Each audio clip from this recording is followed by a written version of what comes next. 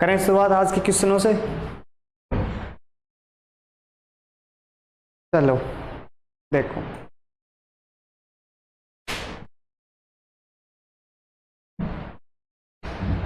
आज है अगस्त 12, क्या है अपना अंतर्राष्ट्रीय युवा दिवस।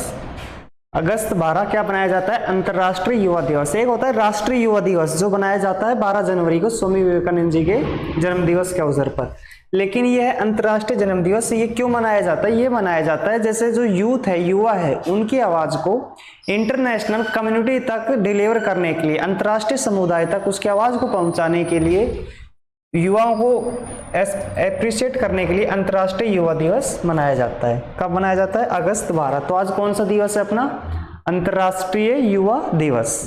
ठीक है, ये तो था आज अपनी दिवस की बात। अब नेक्स्ट एक और बड़ी चीज हुई अब की बार, ये देखो ब्रांड एम्बेसडर। ये कौन है अपनी, ये अपनी मनु भाकर जी। कौन है ये, मनु भाकर जी को। मनु भाकर जी को बेटी बचाओ बेटी पढ़ाओ का क्या नियुक्त किया गया, ब्रांड एम्बेसडर नियुक्त किया गया। मनु भाकर को क्या किया गया, अपना ब्रांड एम्बेसडर नियुक्त किया गया। किस चीज का, बेटी बचाओ बेटी पढ़ाओ का। ये देखो असीम गोयल ने मनु भाकर को बेटी बचाओ बेटी पढ़ाओ अभियान की ब्रांड एम्बेसडर नियुक्त करने की घोषणा की है। ओलंपिक गेम्स में 2 ब्रॉन्ज मेडल जीतने वाली हरियाणा की बेटी मनु भाकर ने पूरे देश को गर्व का एहसास कराया है। इसी कारण से मनु भाकर जी को ब्रांड एम्बेसडर नियुक्त किया, किसका, बेटी बचाओ बेटी पढ़ाओ का। ठीक है, तो ये एक अपना इंपॉर्टेंट क्वेश्चन हो जाता है करंट अफेयर की दृष्टि से और स्टैटिक की दृष्टि से भी, कि बेटी बचाओ बेटी पढ़ाओ का ब्रांड एम्बेसडर किसे नियुक्त किया गया, तो वो नियुक्त किया गया अपने मनु भाकर जी को। ठीक है, चलते हैं अपने पहले क्वेश्चन की तरफ।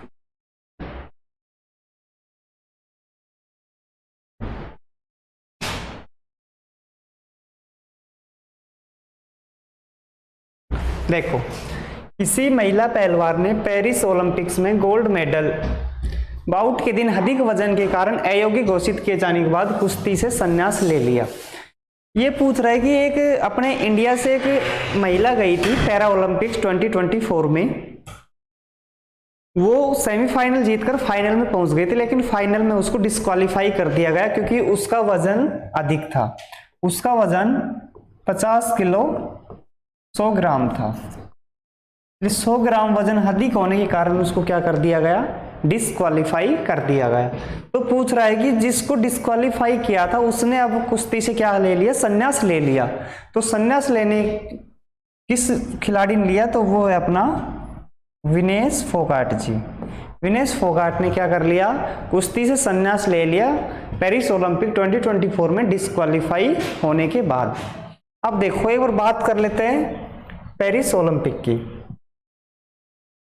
पेरिस ओलंपिक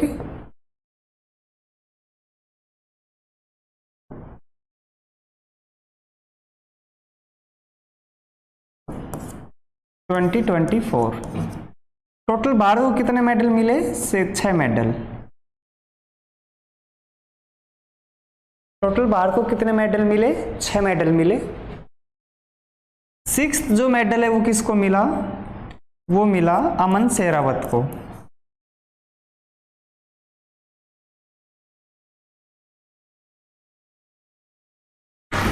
सिक्स्थ मेडल किसको मिला, अमन शेरावत को। ये मिला किस चीज में, ये मिला रेसलिंग में।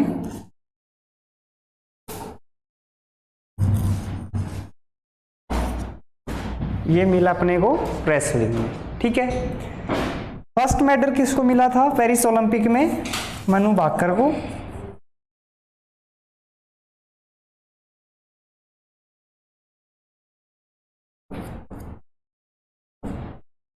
सेकंड मेडल मिला मनु भाकर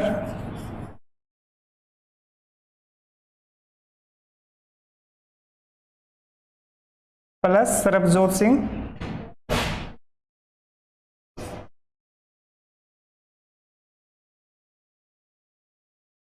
ये मिला था मिक्स्ड टीम में। थर्ड मिला स्वप्निल कौशले को।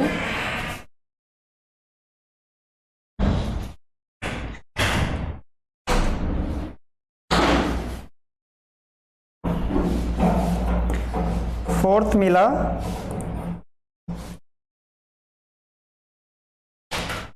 नीरज चोपड़ा को।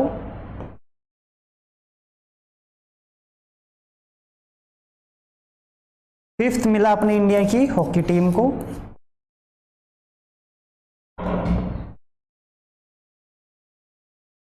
हॉकी टीम ने हराया किस देश की टीम को? स्पेन की टीम को 2-1 से। ठीक है, तो टोटल पेरिस ओलंपिक 2024 में कितने मेडल मिले इंडिया को? 6 मेडल। 6 मेडल मिले। सिक्स्थ जो मेडल मिला है वो मिला है अमन शेरावत को। किस चीज में? रेस्टलिंग में, 57 kg फ्री स्टाइल में। फर्स्ट मिला था मनु भाकर जी को। सेकंड मिला था मनु भाकर प्लस सरबजोत सिंह को मिक्स्ड टीम में। थर्ड मिला था स्वप्निल कोसले को। फोर्थ मिला था नीरज चोपड़ा को। ये कैसा था? Silver medal. और फिफ्थ किसको मिला था? इंडियन की हॉकी टीम को। ठीक है, तो इसका आंसर तो क्या हो जाएगा अपना? विनेश फोगाट जी। इन्होंने इनको क्या किया कि 2024 में डिस्क्वालीफाई कर दिया गया ज्यादा वेट होने के कारण, इसलिए इन्होंने कुश्ती से क्या ले लिया? संन्यास ले लिया। ठीक है, चलो नेक्स्ट क्वेश्चन।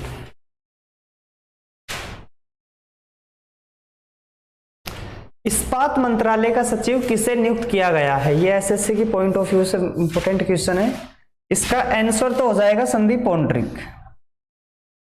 इसका आंसर तो हो जाएगा संदीप पौंड्रिक। अभी एक सचिव और बनाया गया है चंद्रशेखर कुमार को।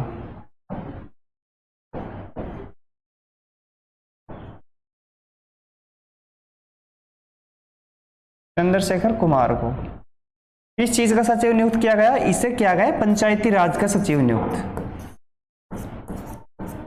पंचायती राज का सचिव नियुक्त। पंचायती राज अपने इंडियन कॉन्स्टिट्यूशन में कहां दर्शाई गई है? देखो, अपने कॉन्स्टिट्यूशन के पार्ट 4 में, अपने कॉन्स्टिट्यूशन के पार्ट 4 में डीपीएसपी है।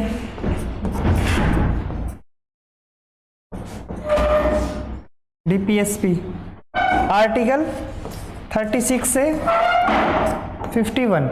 ठीक है, तो आर्टिकल 14 में किस चीज की चर्चा की गई है? पंचायती राज की। आर्टिकल 40 में क्या दर्शाया गया है?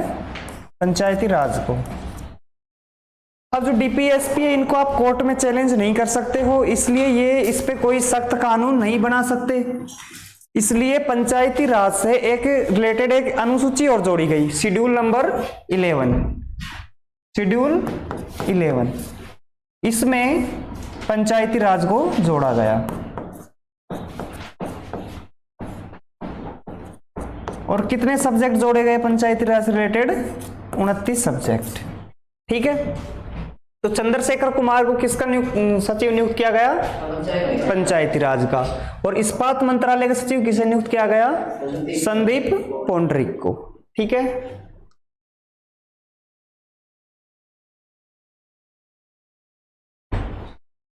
किस आईआईटी ने, आईटीआई कर दिया, किस आईआईटी ने सीमा पर तैनात सैनिकों के लिए ऐसे जूते विकसित किए हैं जो पहनकर चलने पर ऊर्जा प्रदान करेंगे, ऊर्जा पैदा करेंगे? अब देखो, एक आईआईटी है, उन्होंने ऐसे जूते बना दिए जिससे सैनिक जैसे बॉर्डर पे चलेंगे ना, तो चलने के साथ साथ उनको क्या मिलती रहेगी? एनर्जी भी मिलती रहेगी, एनर्जी पैदा करेंगे, ऐसे शूज बना दिए। तो वो आईआईटी है आपकी आईआईटी इंदौर। ठीक है, आईआईटी इंदौर। शूज का नाम क्या है? शूज का नाम भी पूछ ले तो,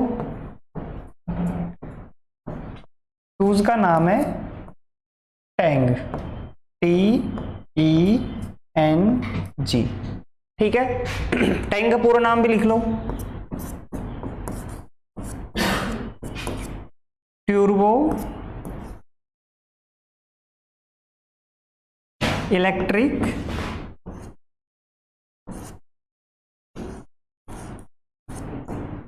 नैनो जनरेटर।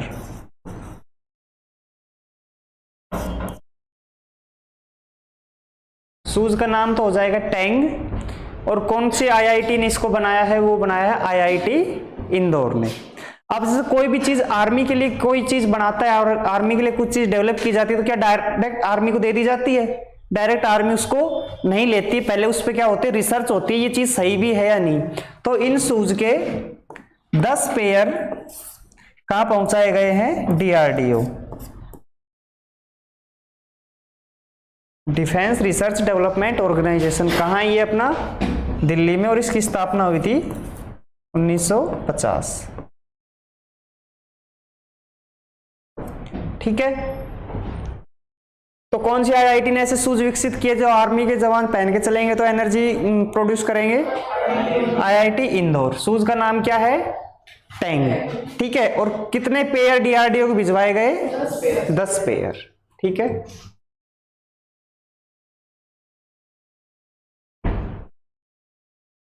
कौन सी कंपनी फॉर्च्यून ग्लोबल 500 की सूची में लगातार 11वें वर्ष शीर्ष पर है?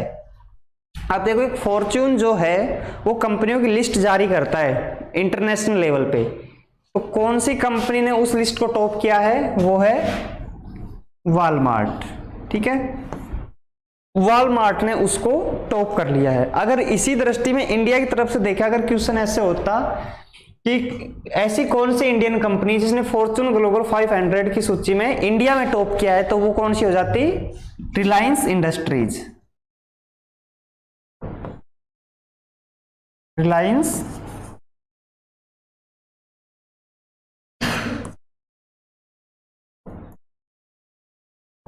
कौन से नंबर पे? ये 500 में से 86वें नंबर पे। कौन से नंबर पे? 86। इंडिया में टॉप है और इंटरनेशनल लेवल पे 86वें नंबर पर है। कौन सी? रिलायंस इंडस्ट्रीज। ठीक है, और इसका आंसर क्या हो जाएगा? वॉलमार्ट। अगला देखो, अगला, किस देश ने ताइवान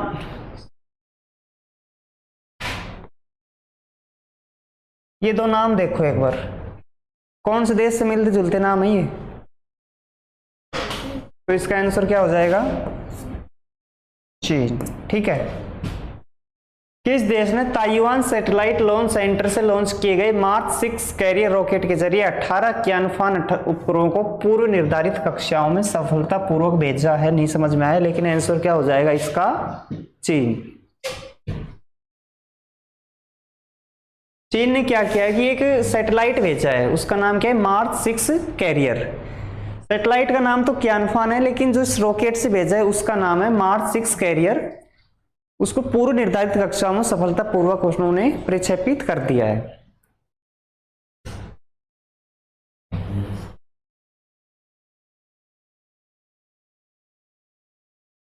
नेक्स्ट देखो, किस राज्य सरकार ने राज्य में घटती प्रजनन दर के मद्देनजर स्थानीय निकाय चुनाव लड़ने के लिए 2 बच्चों के मानदंड को खत्म करने का फैसला किया है? देखो, स्थानीय जो चुनाव होते हैं, स्थानीय निकाय चुनाव बोलते हैं अपने, जैसे पंचायत समिति के चुनाव होते हैं, सरपंच के चुनाव होते हैं, नगर पालिका के चुनाव होते हैं, इनको बोलते हैं स्थानीय निकाय चुनाव। तो जो पंचायती राज के रिलेटेड जो कानून बनते हैं वो कौन सी गवर्नमेंट बनाती है? वो बनाती है आपकी स्टेट गवर्नमेंट। ठीक है, तो कुछ स्टेटों ने अपने अपने रूल्स बना रखे थे कि चुनाव लड़ने के लिए, जैसे 21 साल तो एज निर्धारित है, आप 21 वर्ष से पहले नहीं लड़ सकते, 21 साल उन्होंने एज निर्धारित कर रखी है, लेकिन इसके साथ और भी कानून बना रखे हैं। जैसे कुछ स्टेटों में है कि जिसके घर में शौचालय है वही चुनाव लड़ पाएगा, कुछ स्टेटों में है कि जिसके 2 से ज्यादा बच्चे हैं वो चुनाव नहीं लड़ सकता, उसके बच्चे 2 ही होने चाहिए। तो ये पूछ रहे कि ऐसा कौन सा स्टेट है जिसने 2 बच्चों वाले मानदंड को क्या कर दिया? खत्म कर दिया, क्योंकि वहां की फर्टिलिटी दर, प्रजनन दर कम हो रही थी, वहां की जनसंख्या कम हो रही थी। तो ऐसा स्टेट कौन सा है आपका? आंध्र प्रदेश। ऐसा स्टेट कौन सा है आपका? आंध्र प्रदेश। आंध्र प्रदेश गवर्नमेंट ने घटती प्रजनन दर के मद्देनजर स्थानीय निकाय चुनाव लड़ने के लिए 2 बच्चों के मानदंड को खत्म कर दिया। अब से उनके 5 बच्चे हो चाहे 7 बच्चे, वो चुनाव लड़ सकते हैं। नेक्स्ट देखो,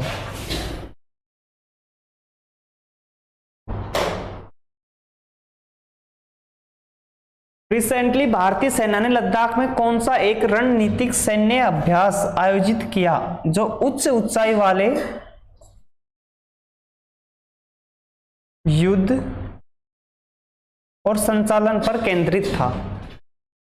लद्दाख में एक अभ्यास चल रहा है, एक्सरसाइज चल रही है, उसका नाम पूछा है कि लद्दाख में कौन सी एक्सरसाइज अभी इंडियन आर्मी ने शुरू की है, तो वो हो जाएगी आपकी पर्वत प्रहार। कौन सी हो जाएगी? पर्वत प्रहार। एक्सरसाइज क्यों की जाती है? अपनी कैपेबिलिटी को दिखाने के लिए कि हम पर्वतों के ऊपर अगर यहाँ इन फ्यूचर कोई भी डिजास्टर आता है, युद्ध होता है, तो हम उसके लिए सक्षम है, हम उस युद्ध को लड़ने के लिए तैयार है। तो इसके लिए वहां क्या किया जाता है? एक्सरसाइज की जाती है, अभ्यास किया जाता है। तो तरंग शक्ति है, ये किसका अभ्यास है? ये इंटरनेशनल अभ्यास है, ये दो देशों के मध्य किया जाता है। और सूर्य किरण ये किया जाता है नेपाल के साथ। सूर्य किरण जो एक्सरसाइज है वो किसके साथ की जाती है? वो की जाती है नेपाल के साथ। तरंग शक्ति इंटरनेशनल है। और लद्दाख में कौन सी एक्सरसाइज स्टार्ट की? पर्वत प्रहार।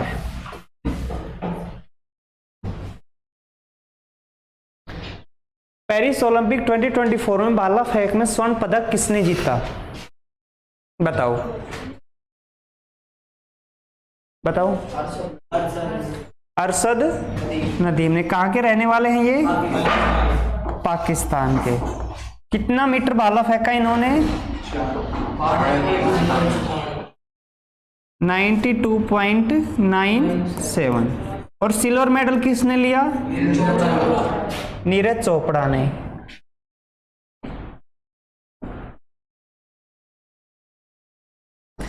कितना मीटर भाला फेंका इन्होंने?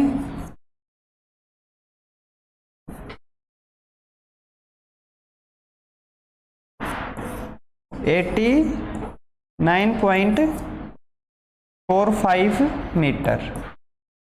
ठीक है। तो पेरिस ओलंपिक 2024 में भाला फेंक में स्वर्ण पदक किसने जीता? अरशद नदीम जी ने। कहां से बिलोंग करते हैं ये? पाकिस्तान से। इन्होंने 92.97 मीटर भाला फेंक के स्वर्ण पदक हासिल किया। ठीक है। सेकंड नंबर पर रहे अपने भारतीय गोल्डन बॉय नीरज चोपड़ा जी।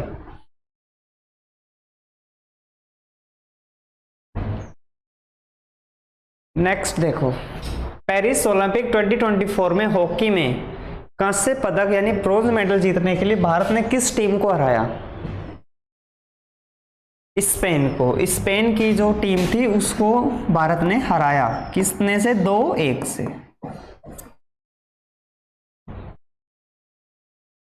तो पेरिस ओलंपिक 2024 कितने मेडल मिले भारत को? 1 सिल्वर और बाकी सारे ब्रॉन्ज मेडल। ठीक है।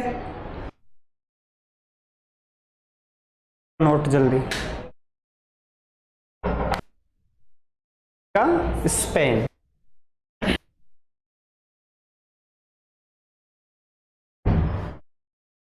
किस नोबेल पुरस्कार विजेता ने बांग्लादेश के प्रधानमंत्री के रूप में शपथ ली? किस नोबेल पुरस्कार विजेता ने बांग्लादेश के प्रधानमंत्री के रूप में शपथ ली?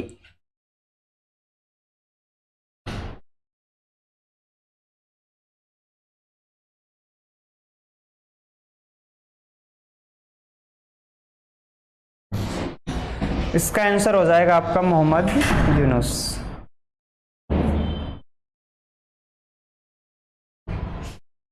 मोहम्मद यूनुस। बांग्लादेश की जो पीएम थी शेख हसीना, वो बांग्लादेश छोड़ के भाग गई। क्यों? क्योंकि वहां पे दंगे हो रहे थे और वो अपने देश को नहीं संभाल पाई, बांग्लादेश को उसने डिफीट कर दिया, भाग गई वहां से। तो वहां के नए पीएम किसको नियुक्त किया गया? मोहम्मद यूनुस को।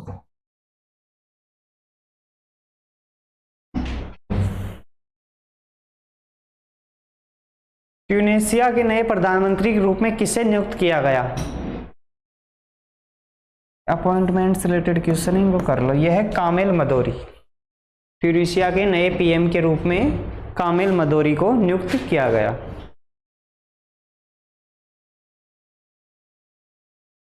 कामिल मदोरी।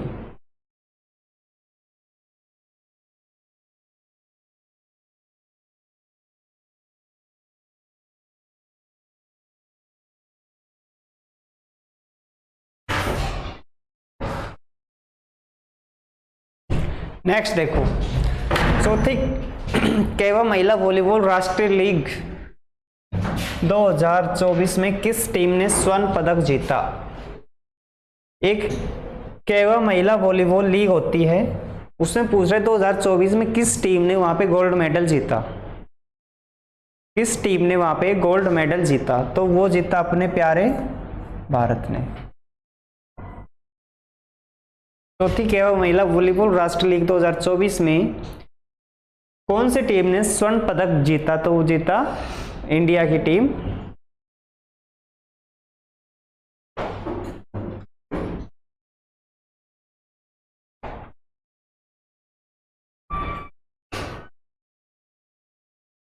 नेक्स्ट देखो, हाल ही में महानिदेशक अस्पताल सेवा सशस्त्र बल का पदभार किसने संभाला? ये पूछ रहा है कि अस्पताल सेवा सशस्त्र बल, सशस्त्र बल समझते हो? आर्मी की जो हॉस्पिटल होती है, पैरामिलिट्री की जो हॉस्पिटल होती है, उनको बोलते हैं सशस्त्र बल अस्पताल सेवा। उनका पदभार किसने संभाला? उसका पदभार संभाला आपके अनुपम कपूर जी ने। अनुपम कपूर, अनुपम कपूर। सारे अपॉइंटमेंट वाले क्वेश्चन है, याद करने गए, याद कर लो इनको।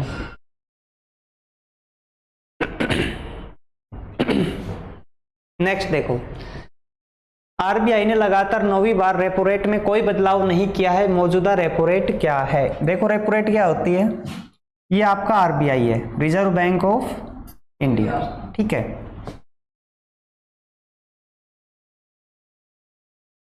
ये आपके अन्य बैंक हो गए, एसबीआई हो गया, एक्सिस हो गया, एचडीएफसी हो गया, पीएनबी हो गया।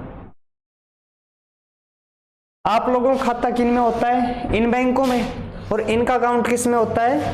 आरबीआई में। तो अगर इन बैंकों के पास किसी भी कारणवश पैसे की कमी पड़ जाती है, आपके पास अगर जैसे पैसे कम पड़ जाते तो क्या ले लेते हो? लोन ले लेते हो, ऋण ले लेते हो। अगर इनके पास भी किसी प्रकार की कमी हो जाती है तो ये आरबीआई से क्या लेते हैं? ऋण लेते हैं, जिसको बोलते हैं रेपो रेट। क्या बोलते हैं जिनको? Repo rate.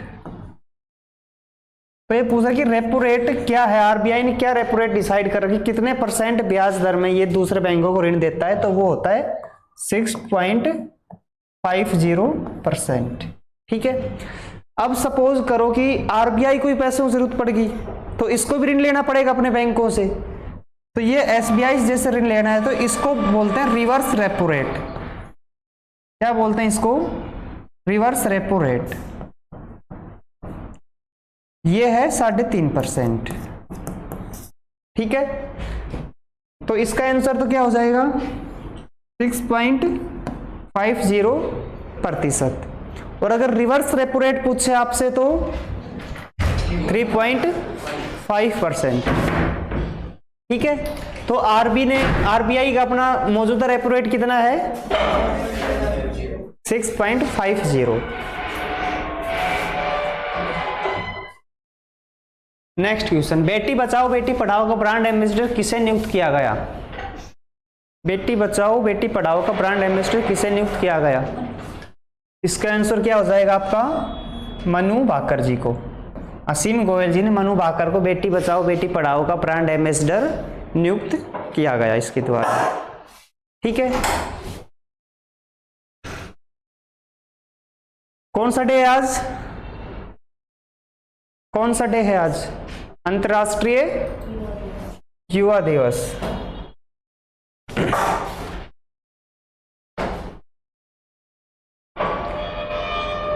कौन सा डे आज? अंतर्राष्ट्रीय युवा दिवस। कब मनाया जाता है? 12 अगस्त को। क्यों मनाया जाता है ये? जो आपकी यूथ की जो आवाज है, युवाओं की आवाज है, उसको इंटरनेशनल कम्युनिटी पर ले जाने के लिए, अंतर्राष्ट्रीय समुदाय पर आपकी आवाज को उठाने के लिए कौन सा डे बनाया जाता है? अंतर्राष्ट्रीय युवा दिवस, ठीक है। और राष्ट्रीय युवा दिवस कब मनाया जाता है? स्वामी विवेकानंद जी के जन्म दिवस पर 12 जनवरी, ठीक है। नेक्स्ट देखो, मनु भाकर को क्या नियुक्त किया गया? ब्रांड एम्बेसडर किसका? बेटी बचाओ बेटी पढ़ाओ का किसने नियुक्त किया? असीम गोयल ने। देखो असीम गोयल ने मनु भाकर को बेटी बचाओ बेटी पढ़ाओ अभियान की ब्रांड एम्बेसडर नियुक्त करने की घोषणा की है। ओलंपिक गेम्स में 2 ब्रॉन्ज मेडल जीतने वाली हरियाणा की बेटी मनु भाकर ने पूरे देश को गर्व का एहसास कराया है। तो आपकी ब्रांड एम्बेसडर कौन हो जाती है बेटी बचाओ बेटी पढ़ाओ की? मनु भाकर जी। ठीक है, फर्स्ट क्वेश्चन बताओ, किसी महिला पहलवान ने पेरिस ओलंपिक में गोल्ड मेडल बाउट के दिन अधिक वजन के कारण अयोग्य घोषित हो जाने के बाद कुश्ती से संन्यास ले लिया? कौन है ये? विनेश फोगाट। ठीक है, नेक्स्ट, इस्पात मंत्रालय का सचिव किसे नियुक्त किया गया? संदीप पॉन्ड्रिक को। इस आईआईटी ने सीमा पर तैनात सैनिकों के लिए ऐसे जूते विकसित किए जो पहनकर चलने पर एनर्जी प्रोड्यूस करते हैं? आईआईटी इंदौर। कौन सी कंपनी फॉर्च्यून ग्लोबल 500 की सूची में लगातार 11वें वर्ष शीर्ष पर है? वॉलमार्ट। किस देश ने ताइवान सैटेलाइट लॉन्च सेंटर से लॉन्च किए गए मार्स 6 कैरियर रॉकेट के जरिए 18 कियानफान उपग्रहों को पूर्व निर्धारित कक्षाओं में सफलतापूर्वक भेजा है? चीन। किस राज्य ने सरकार ने राज्य में घटती प्रजनन दर के मद्देनजर स्थानीय निकाय चुनाव लड़ने के लिए 2 बच्चों के मानदंड को खत्म करने का फैसला लिया है? आंध्र प्रदेश। हाल ही में भारतीय सेना ने लद्दाख में कौन सा एक रणनीतिक सैन्य अभ्यास आयोजित किया जो उच्च ऊंचाई वाले युद्ध और संचालन पर केंद्रित था? पर्वत प्रहार। और भारत की सबसे ऊंची युद्ध भूमि कौन सी है? Siachen glacier. Okay. Paris Olympic 2024 में भाला फेंक में स्वर्ण पदक किसने जीता? अरशद नदीम जी। कहां से बिलोंग करते हैं ये? पाकिस्तान से। पेरिस ओलंपिक 2024 में हॉकी में कांस्य पदक जीतने के लिए किस टीम को हराया? कितने से? 2-1 से। किस नोबेल पुरस्कार विजेता ने बांग्लादेश के प्रधानमंत्री के रूप में शपथ ली? मोहम्मद यूनुस। ट्यूनीशिया के नए प्रधानमंत्री के रूप में किसे नियुक्त किया गया? कामेल मदौरी जी। 4th केवा महिला वॉलीबॉल राष्ट्र लीग 2024 में किस टीम ने स्वर्ण पदक प्राप्त किया? भारत ने। हाल ही में महानिदेशक अस्पताल सेवा सशस्त्र बल का पदभार किसने संभाला? अनुपम कपूर ने। आरबीआई की मौजूदा रेपो रेट कितनी है? 6.50। बेटी बचाओ बेटी पढ़ाओ की ब्रांड एम्बेसडर किसे नियुक्त किया गया? मनु भाकर को। ठीक है, अब देखो, जो राष्ट्रीय युवा दिवस है वो क्यों बनाया जाता है? राष्ट्रीय युवा दिवस, राष्ट्रीय युवा दिवस और अंतर्राष्ट्रीय युवा दिवस। अंतर्राष्ट्रीय तभी बता दिया मैंने, राष्ट्रीय भी बताया था। क्यों मनाया जाता है? स्वामी विवेकानंद जी के जन्म दिवस पर यूथ को एप्रिशिएट करने के लिए, ठीक है, कि उनके मनोभाव बढ़े, वो थोड़ा उत्तेजित होकर कार्य करें कि अपने लिए भी कुछ गवर्नमेंट कर रही है। इसी तरीके से आपका बनाया जाता है अंतर्राष्ट्रीय युवा दिवस, यूथ की आवाज को इंटरनेशनल कम्युनिटी, अंतर्राष्ट्रीय समुदाय तक पहुंचाने के लिए। ओके, ठीक है। लेट क्यों आए थे आज?